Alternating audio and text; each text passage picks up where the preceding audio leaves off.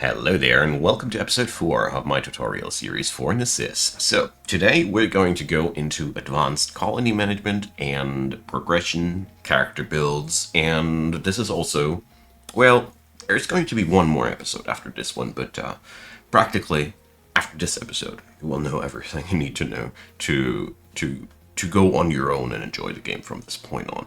Episode 5, I will go for some more intricate things like trap building and stuff like that for those who are interested. So, for today, I press the C button to get into the colony menu because I want to talk about these things first. So, previous episode I skimmed many things, but I want to go really in detail today about these.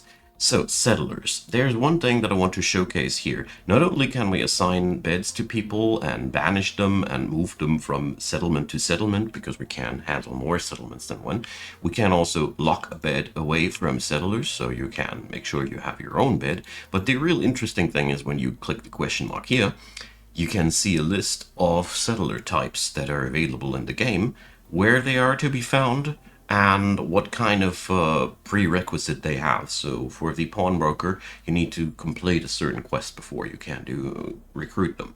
So this is an invaluable list to know what you're after.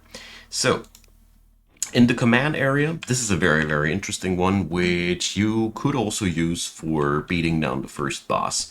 When you click select all settlers and the follow me button, everybody's flocking over to your side. I didn't do this because I didn't want to mandate such a risky maneuver in the first place, because these people here, they can all die if you do so. And if somebody dies in Necesse, they're dead, and you need to recruit a new person. But with this thing here, you can draw them behind you. Unlike an adventurer party, this is pretty nifty if you just need to defend your colony real quick. You can just clear orders, and then they're going for their everyday business. This is pretty cool if you need a impromptu defense. Works well against raiders and stuff. The equipment screen, what's really interesting and important to note here is that you can filter allowed equipment, and there you can decide and define exactly what these guys are allowed to wear and what they aren't allowed to wear. This isn't so far interesting as some items probably you don't want your villagers to wear, either because they're that bad or because they're that good. Yeah, this is where you can configure things. This is really important. And you can also disable head armor display on your settlers. It's pretty nifty, isn't it? So, diets. Very similar to the equipment menu. When you go here into change diet, you can here in the drop down menus define what they're allowed to eat. So for example, I personally would block the gourmet food, for example, so they don't eat that valuable buff food. You can choose for yourself. You can also do global configurations. This is individual configuration. This would be global configuration for new settlers. Won't be affecting old settlers though. Diet here also won't be won't be counting for old settlers, only new settlers. So you need to redefine that. But luckily you can copy and paste if you have a setting onto the others. So if you have a configuration you like, you just press copy and then you can paste it over to the other people. In my scenario, I haven't copied anything, so that doesn't open up, but you get the idea. Restriction. This is a very powerful and important tool. So this is where we can define where colonists are allowed to move and where they aren't allowed to move. So you can do all manner of interesting things with that. Here, when you click that, you can define which zone they are allowed to be in. At the beginning, you have only unrestricted or the defend zone, which you can look into right here. So as you can see, if I would restrict them to the defend zone, they would be only allowed to move in these blue tiles. That's that, no more. You can click manage areas, click create a new area, and then click the cogwheel for a configuration. It's very important. And then you are allowed to draw a new area, just like that. And when we now click back, we could now assign people to that area. What you do with that, you might ask yourself. Here you can also change the color. It's very simple. So to give you a quick idea, so we're going to delete that area and create a new one.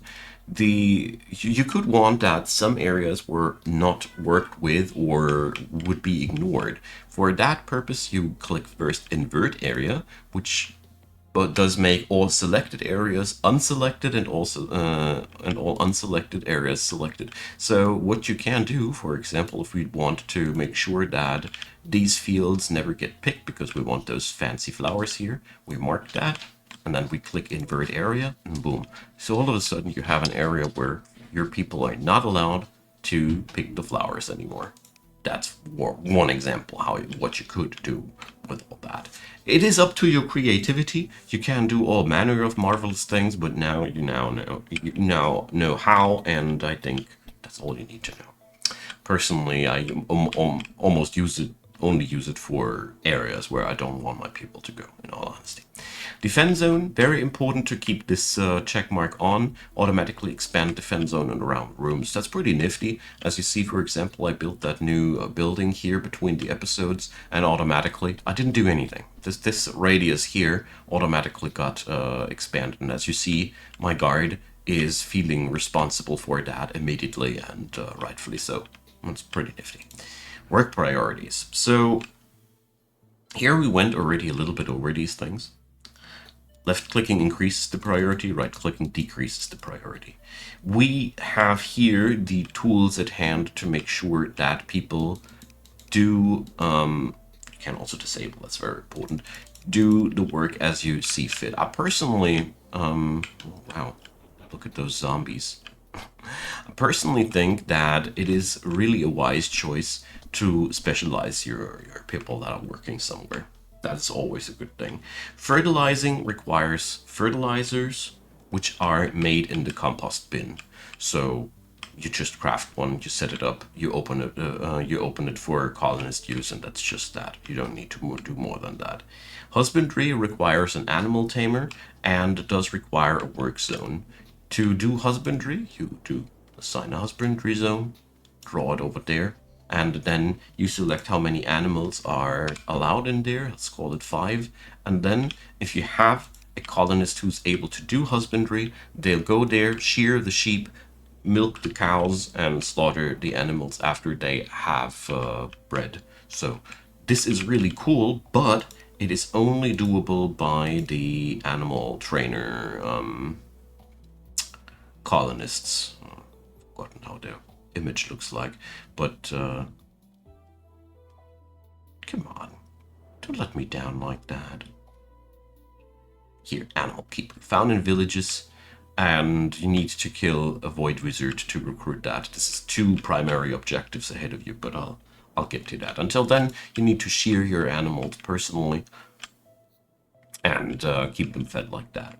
So one last thing about workbenches, though, before we move over to the next topic. So every workbench can be added to the settlement, and you can assign your people to autocraft there. So, for example, we could assign at the demonic workbench that all of our copper bars get transformed into demonic bars until we had 100 of these, or something like that.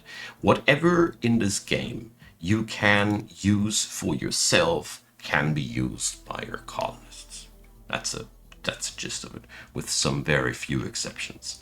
This means whenever you feel like you're tired of doing something manually, tediously, you should really think about how to outsource and automate it. That's really something I can very, very strongly recommend. Now, what do you need besides that? Well, you know how forestry zones work, how husbandry zones work. The fertilization zone is basically the same as these. It's just for making your crops grow faster. It is really not more than that. With these tools, you can create your colonies to your own liking. I personally always have automated forges for metal smelting. Oh yeah, container configuration. That was the last thing on my list. So when you have storages, so I want to show you that how we can configure storages to behave a little bit more intelligently. I'll craft one for the sake of that real quick. There we go, 1 storage box to go. And we'll put it into the new building that I've created up there. There we go. So when we're opening this and adding it to the settlement, we have this huge thing. So I want a chest, for example, that will catch all my equipment. So I'll check mark this, and I do now assign it to a higher priority. This will lead now to the fact that every piece of equipment I put in this box that is also opened, or well, let's take one of these boxes which are actually open to the colony. Here. That one is open to the colony, and as you see here, it is allowed to take everything. So let's dump these copper boots in there, which are clearly equipment items, and see what happens. A zombie shoots at me. This is not part of what we're doing. So everybody's sleeping right now, so we should do so too. By the way, you can have as many people in your colony as you want, as long as you have buildings for them and food for them. This is really important. You need to build buildings for those folks. Ideally, everybody has their own building, in my humble opinion. So, as you see, Glenn the guard already picked up the item out of the box and moves on over there and puts it in there, because stone arrows obviously also are. So you can open up all of these menus and configure as excessively or not excessively as you want to. There's really a crap ton of items in this game. You have a search bar here, use it wisely. You can also configure how many items of a certain type are allowed to be stored in there, or stacks, or max of each item. This isn't so far interesting as this allows you to just have a storage box. So let's reconfigure this to give you an idea. Practical examples are always good, I think. So as you see here, if we take them down, they retain their configurations, and you put it down, and the information is in the box. Very important. But what's more important now is that we are going to do a different thing. I want a box where there's always bars, but I want a max total stacks of 1. So I make this also now the top priority chest. So this would lead now to a chest where there's always 1 stack of each bar tops, and the rest of that stuff would be stored somewhere else. So you can use a configuration like that for a workshop room to make sure that there's always something to work with there, but the excess bloat, the big amount of stuff, is going to be stored in a warehouse that is less complicated. So there is, well, creativity is your limit, all right? So knock yourself out. If you don't have an idea what to do with it, believe me, you will have ideas ultimately when you play the game longer. So don't you worry.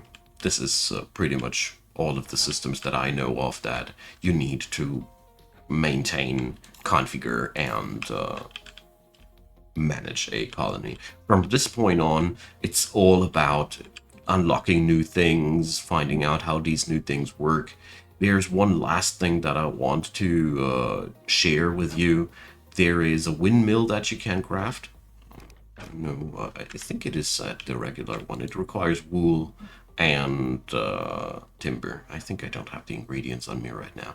Either way, the grain mill does 2 things for you. It mills wheat into flour, but it also mills honeycombs into sugar.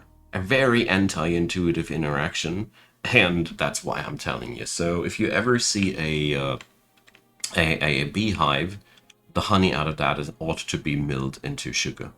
They are all in these, sometimes they are around there. But altogether, that is what these are made for. So the next thing that I want to talk about is the progression system of the game.